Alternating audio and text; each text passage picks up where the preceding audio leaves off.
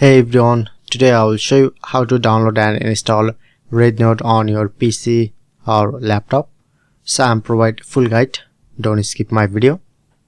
At first open your any browser. Now I'm opening my Chrome browser and you just paste here this link and provide this link in my description box. So check out my description box. Okay, and then you get this option. At first you need to download this app in your phone and log in your account. Okay, and open my RedNote apps in my mobile. Click on to me option and look at the top corner showing you to scan option, QR code. So I just scan.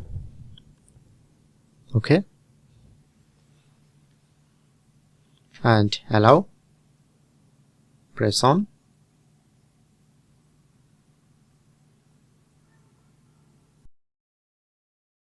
and verify to adjust image properly.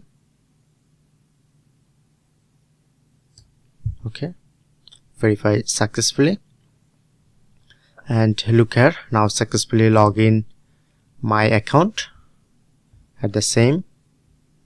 So now successfully log in my RedNote.